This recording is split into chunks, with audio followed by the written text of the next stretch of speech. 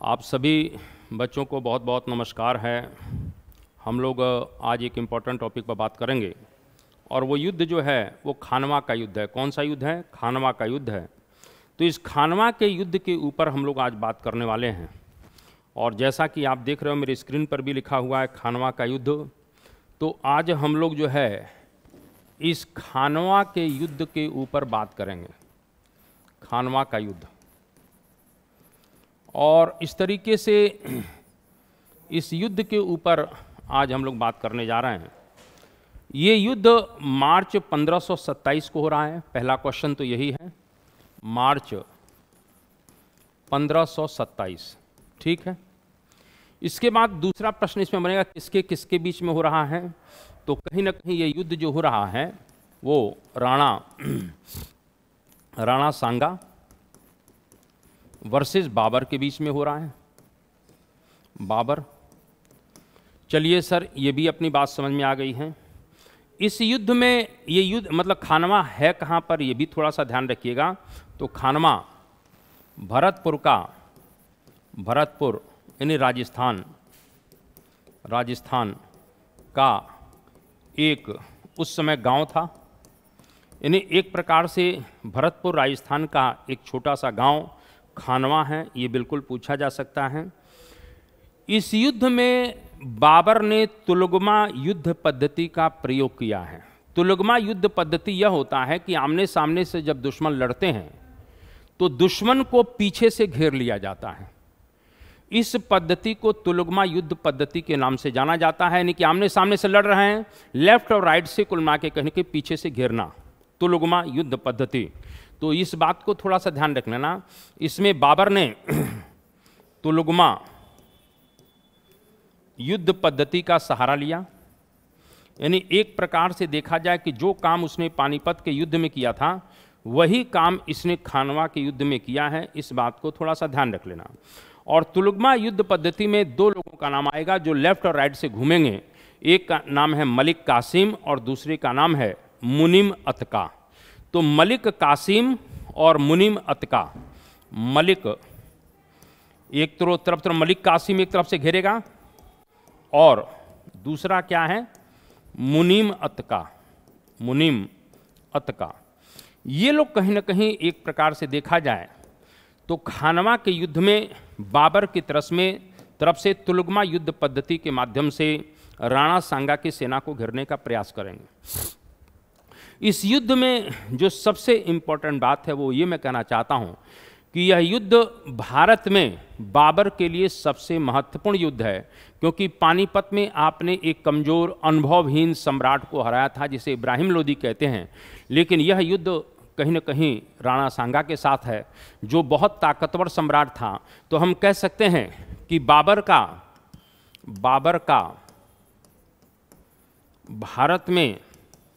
भारत में लड़ा गया सबसे महत्वपूर्ण युद्ध है। तो ये भारत में लड़ा गया सबसे महत्वपूर्ण युद्ध था। इस बात को थोड़ा सा ध्यान रख लेना, ये सबसे महत्वपूर्ण युद्ध है। अगर हम इस बात को करें तो इस युद्ध में बाबर ने कहीं ना कहीं इस युद्ध को जिहाद का नारा दिया। जिहाद मतलब धर्म युद्ध की बात की है। तो इस तरह से जिहाद का नारा देता है। तो बाबर ने इस युद्ध को जिहाद का नारा दिया। जिहाद, तो जिहाद का नारा दिया, क्यों दिया जिहाद का नारा दिया? क्योंकि धर्म युद्ध, यानी एक प्रकार से वो मुसलमानों को कहीं ना कहीं एक तरफ करना चाहता है, अपनी तरफ करना चाहता है। और बाबर ने इसी युद्ध में गाजी की उपाधि भी धारण की। गाजी की उपाधि भी धारण करता है। गाजी मतलब मैं धर्म योद्धा हूँ, यानी मैं धर्म की रक्षा के लिए लड़ रहा हूँ। ए हिंदुस्तान के मुसलमानों तो मेरा साथ दो। तो गाजी की उपाधि भी धारण करता है बाबर। और कहीं ना कहीं अगर देखा जाए तो राणा सांगा के बीच इस युद्ध का जो सबसे बड़ा कारण है वो क्या है?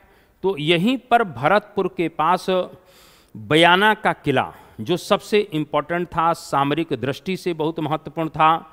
तो इस तरीके से जो है बयाना के किले को लेकर विवाद होता है। बयाना के किले पर मेहदी ख्वाजा का कब्जा है।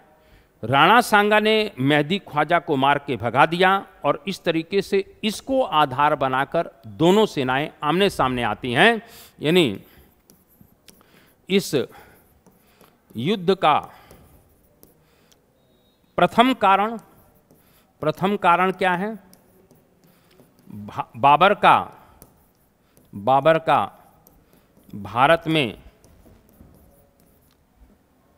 बने रहना।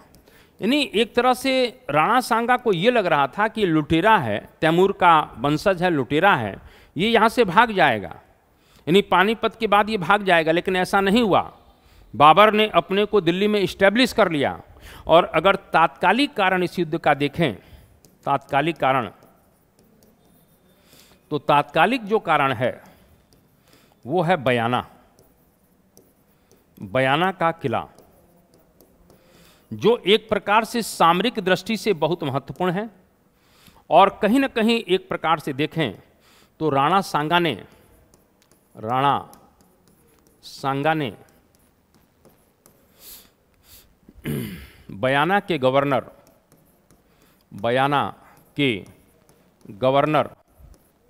मेहदी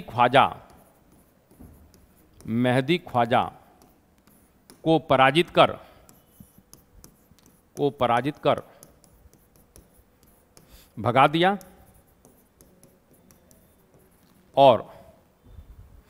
और बयाना के किले पर कब्जा कर लिया। बयाना के किले पर कब्जा, तो इस तरीके से बयाना के किले पर कब्जा कर लेता है। और यही कारण तात्कालिक दृष्टि से इस युद्ध का है, ये भी आपसे बिल्कुल पूछा जाएगा, ठीक है ना। ये युद्ध एक और दृष्टि से बहुत महत्वपूर्ण है। इस युद्ध में राजपूतों और अफगानों ने गठबंधन किया, अलायंस किया। किसके खिलाफ? बाबर के खिलाफ। यानी कहीं ना कहीं इस युद्ध में पश्चिम के राजपूतों ने और पूर्व के अफगानों ने, क्योंकि इब्राहिम लोदी कौन थे? अफगान थे। तो इब्राहिम लोदी जब पराजित हुआ, मारा गया, तो उसका भाई महमूद लोदी, हसन खां मेवाती, ये सब भाग गए। पूर्वांचल, बिहार, बंगाल तक अफगानों का कब्जा है। तो पूरब के अफगान और पश्चिम के राजपूतों ने बाबर के खिलाफ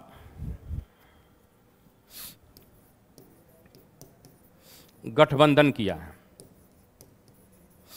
तो इस प्रकार से थोड़ा सा ध्यान रख लेना, ये गठबंधन करते हैं, कैसे करते हैं, यही बात मैं आपको बताना चाह रहा हूं।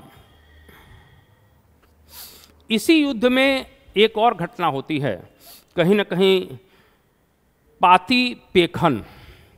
तो ये पाती पेखन की परंपरा राणा सांगा ने खानवा के युद्ध में ही कहीं ना कहीं किया। यानी राजपूत परंपरा को पुनर्जीवित करके राजस्थान के प्रत्येक सरदार को युद्ध में शामिल होने का निमंत्रण दिया। इस बात को थोड़ा सा ध्यान रख लेना। यानी इस युद्ध में एक प्रकार से राजपूत परंपरा का कहीं न कहीं सहारा लिया जाता है, जिसे पाती पेखन। तो यहाँ पर पाती पेखन की परंपरा, पाती पेखन की परंपरा का मतलब क्या है? स्वाभाविक रूप से खानवा के युद्ध में राणा सांगा ने सभी राजपूत सरदारों को इस युद्ध में शामिल होने का निमंत्रण दिया। यानी एक प्रकार से देखा जाए, पाथी पेकन की परंपरा यह है, एक राजपूत परंपरा है, और खानवा के युद्ध में राणा सांगा के द्वारा यह सहारा लिया गया और राणा सांगा ने सभी राजपूत सरदारों को इस युद्ध में शामिल होने के लिए निमंत्रण दिया है। इसी युद्ध में एक और घटना होती है, और इस युद्ध में ये होती है कि कहीं न कहीं काबुल के एक ज्योतिषी हैं मोहम्मद शरीफ, और मोहम्मद शरीफ ने भविष्यवाणी की थी कि बाबर इस युद्ध में हार जाएगा। मोहम्मद शरीफ, यानी इस युद्ध से पहले यानी एक प्रकार से देखा जाए काबुल के ज्योतिषी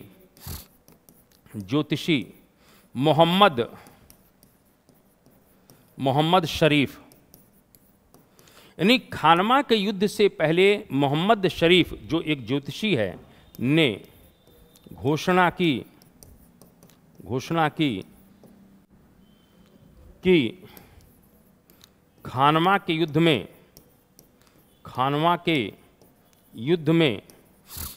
युद्ध में बाबर हार जाएगा। तो इस बात को थोड़ा सा ध्यान रखिएगा, ये भविष्यवाणी भी होती हैं। अब यहाँ पर थोड़ा सा देखें, ये खानवा के युद्ध की बात कर लिया जाए, खानवा का युद्ध। तो ये खानवा का युद्ध अब होने जा रहा है, इस बात को थोड़ा सा हम समझें। तो मैंने अभी आपको कहा कि यहाँ देखिए कि दिल्ली में एक प्रकार से देखें, दिल्ली और आगरा में मुगल आ चुके हैं, यानी बाबर आ चुका है, ठीक है। यहाँ पर राजपूताना में कुल मिला के पूरी तरीके से कहीं न कहीं ये राजपूताना है। और इस साइड में अगर देखते हैं तो इस साइड में पूरी तरह से अफगान हावी हैं, अफगान। यहाँ दिल्ली और कहीं न कहीं आसपास के क्षेत्रों में, आगरा वगैरह पर कहीं न कहीं किसका कब्जा है, तो एक प्रकार से बाबर का कब्जा है। अब यहाँ पर अगर बात करें तो ये जो पूरब के अफगान हैं और पश्चिम के राजपूत हैं, इनके बीच में एक गठबंधन होता है, गठबंधन। इसमें अफगानों में बड़े बड़े टॉप क्लास के इब्राहिम लोदी का भाई महमूद लोदी जो है इस युद्ध में भाग लेगा राजपूतों की तरफ से। हसन खां मेवाती भाग लेगा। तो हसन खां मेवाती जैसे लोग हैं, इसी प्रकार से जो है रायसेन का सिलहदी, तो रायसेन का सिलहदी, हसन खां मेवाती, ये सभी लोग क्या करेंगे, एक प्रकार से राजपूतों की तरफ से लड़ेंगे। यानी मैंने अभी कहा इस युद्ध से पहले राजपूत और अफगानों का कहीं ना कहीं गठबंधन किसके खिलाफ हुआ, मुगलों के खिलाफ हुआ। लेकिन फिर भी बाबर पीछे हटने का नाम नहीं ले रहा है। इस तरीके से ये युद्ध होता है, आप बहुत अच्छी तरह से जानते हैं। सब परिस्थिति प्रतिकूल होने के बाद भी बाबर ने इस युद्ध को अपने पक्ष में पूरी तरह से कर लिया है। इस युद्ध को जीतने के लिए एक प्रकार से बाबर ने अपनी सेना के सामने बहुत ओजस्वी भाषण दिया। यहाँ तक काबुल से जो शराब आई थी, वो सभी शराब को कुल मिला के कहीं कहीं जमीन पर उड़ेल दिया गया। बर्तनों को कहीं न कहीं तोड़ दिया जाता है। इस तरीके से शराब की खरीद बिक्री पर पूरी तरह से मतलब एक राजनीतिक चाल चलता है। यहाँ तक कि जो उसके सैनिक थे, उन सभी सैनिकों पर से तमगा कर, जिसे व्यापारिक कर या सीमा शुल्क कहते हैं, यानी खानवा के युद्ध में बाबर ने तमगा कर, एक व्यापारिक कर है, व्यापारिक कर या सीमा शुल्क भी कह सकते हैं, सीमा शुल्क।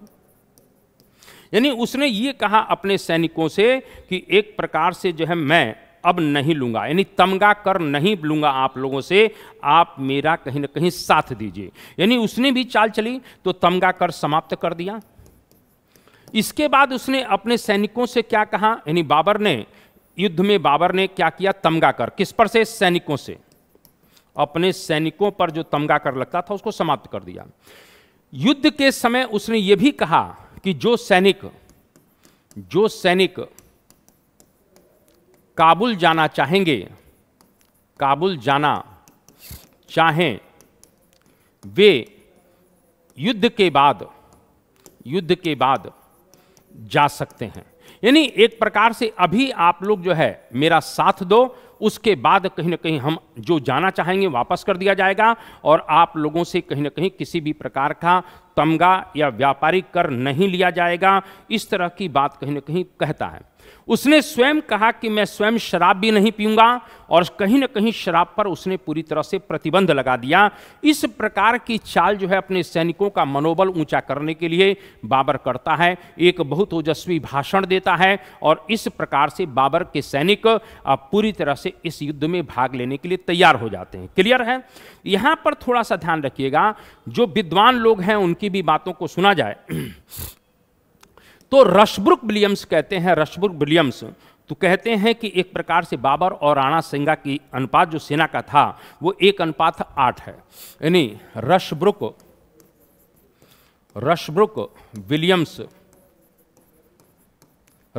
विलियम्स कहते हैं कि एक प्रकार से बाबर वर्सेस राणा सांगा की जो सेना का अनुपात है वो 1:8 है। यानी राणा सांगा की सेना 8 गुना ज़्यादा थी। जबकि A.L. श्रीवास्तव क्या कहते हैं, अगर हम A.L. श्रीवास्तव की बात करें तो A.L. श्रीवास्तव साहब कहते हैं कि नहीं, ये सेना का अनुपात बाबर और कहीं कि राणा सांगा की सेना का अनुपात 1:2 है। यानी 1:2 की बात करते हैं। जो भी हो, राणा सांगा की सेना ज़्यादा थी, इसमें कोई शक की बात नहीं है। और अंततः यह युद्ध में राणा सांगा पराजित हो जाता है, घायल हो जाता है और घायल होने के बाद उसको युद्ध क्षेत्र से हटा दिया जाता है। उसकी जगह पर यानी राणा को कहीं ना कहीं हटा दिया जाता है, लेकिन लोग कंफ्यूज रहे तो उसके स्थान पर एक झाला अज्जा को राणा का मुकुट पहना दिया गया और उसका राज चिन्ह धारण करके कहीं ना कहीं वो युद्ध में भाग लेता है। यानी इस युद्ध में राणा सांगा घायल हो गया, उसे युद्ध मैदान से हटाया गया, इसे हटा दिया जाता है और इसकी जगह राणा अज्जा को, किसको, तो इसकी जगह इस प्रकार से ध्यान रख लेना, राणा अज्जा को राज मुकुट पहना दिया जाता है और वो एक प्रकार से कहीं ना कहीं इसके बाद राणा सांगा का मुकुट राणा अज्जा को पहना दिया जाता है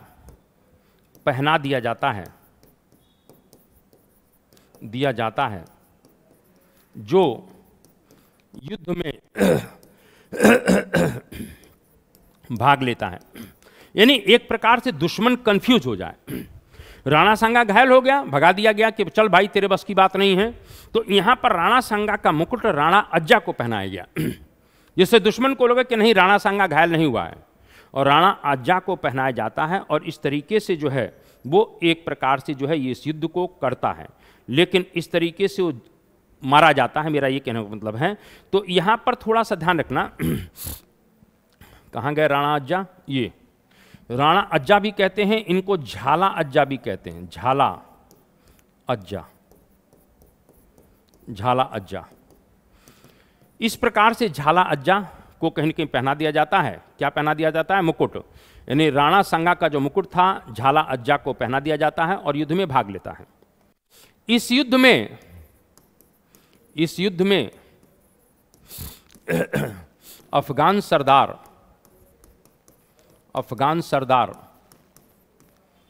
हसन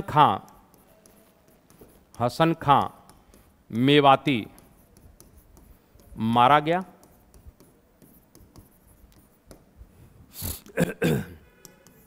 इस युद्ध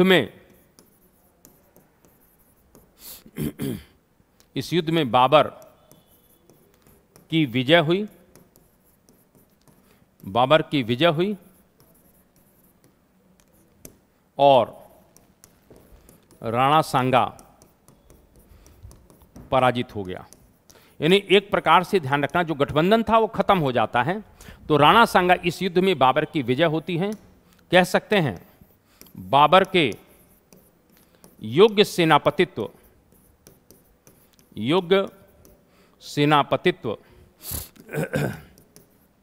और योग्य कूटनीति के द्वारा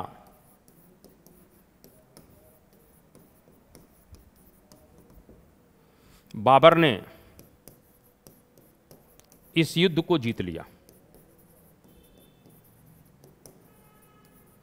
तो इस प्रकार से हम कह सकते हैं कि कहीं ना कहीं आप इस बात को समझ सकते हैं कि खानवा का युद्ध जो बाबर के जीवन का सबसे महत्वपूर्ण युद्ध है, इस युद्ध को पूरी तरीके से वो जीत लेता है और यहीं से स्पष्ट हो जाता है कि मुगल वंश हमेशा के लिए भारत में स्थापित होगा। तो इस प्रकार से यहीं पर हम अपनी बात को रोकते हैं। नमस्कार, जय हिंद, जय भारत, वंदे मातरम।